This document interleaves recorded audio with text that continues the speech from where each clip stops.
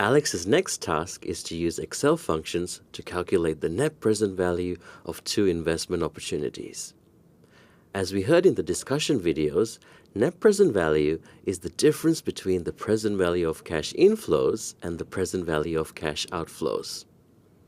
And so net present value can be used to analyze the profitability of a projected investment or project.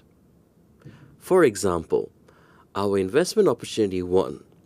If we invest $2 million up front, we get the following expected cash flows: $600,000 at the end of the first year, $800,000 at the end of the second year, and $1.1 million at the end of the third year. We would like to see what that means in today's terms. Now, to do this, we're going to need to work out the present value of each of our cash flows. Bearing in mind that $1 in the future is going to be worth less than $1 today, we want to see what $600,000 in a year's time is worth in today's money. And we do that using the following rather scary looking calculation. But let's see how it works. So P is our cash flow. I is our interest rate, also known as a discount rate. And T represents our time or the number of periods. So clicking in cell C16, we're going to type equals, then take our cash flow and divide that by 1 plus our discount rate, which is 4.5%. To the power, I'm going to use our little caret for this, our time, or in this case, our number of elapsed years, and we're going to click enter. So in today's money, that first cash flow will actually be worth $574,000. Let's copy that down to get the rest of our cash flows as a present value. Now, to work out our net present value, we're going to sum all those and then, very importantly, net off our original investment. And there is our net present value. Now, that was the manual way of doing it. The good news is Excel gives us a function to automate this process for us, and it's called NPV. So let's see how much easier that is. We're going to click in cell C11 and type equals NPV. The first argument it requires is the interest rate, also known as a discount rate, and then a comma. We now need to specify all our cash flows. The NPV function assumes that the periods are constant and that the cash flows occur with the same periodicity as the interest rate. However, the cash flows do not need to be equal. The NPV function assumes that the first cash flow occurs at the end of the first period. Therefore, one thing to be aware of, the NPV function does not automatically offset the initial investment, as it usually occurs at the beginning of the first period. If the initial investment comes at the end of the first period, you can include it as a cash flow. But in this case, we are paying it up front. So we're not going to include it in the cash flow of the NPV function. We're just going to select our cash flows, and then once again, we do need to manually net off our initial investment. And that is one of the common mistakes made with the NPV function. Thus, if your initial cash flow is up front, i.e. at the beginning of the first period, you will need to manually net it off. When we click enter, we have now got exactly the same result. Now, let's go and do the net present value of our second investment option.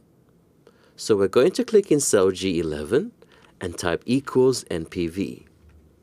Our rate is the same, so 4.5%.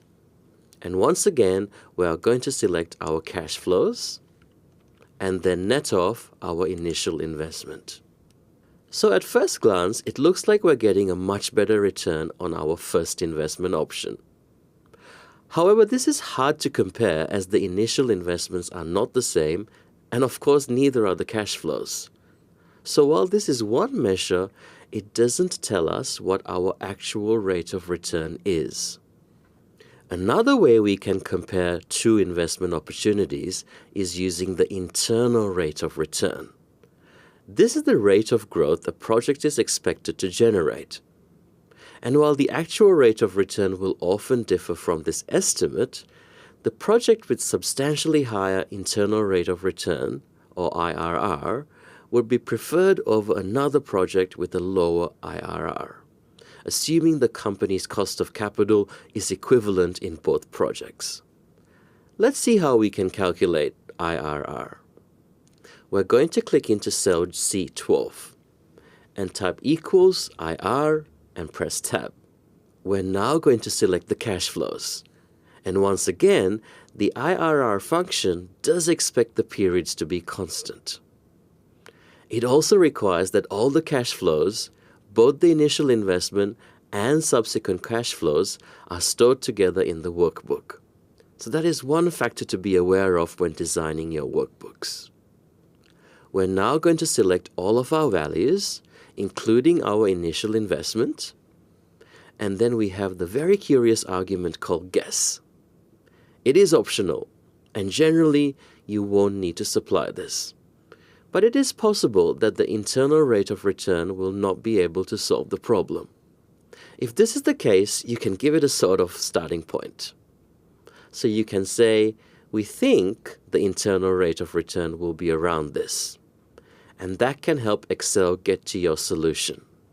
In this case, we don't need to supply it, so we're going to close the brackets and press enter.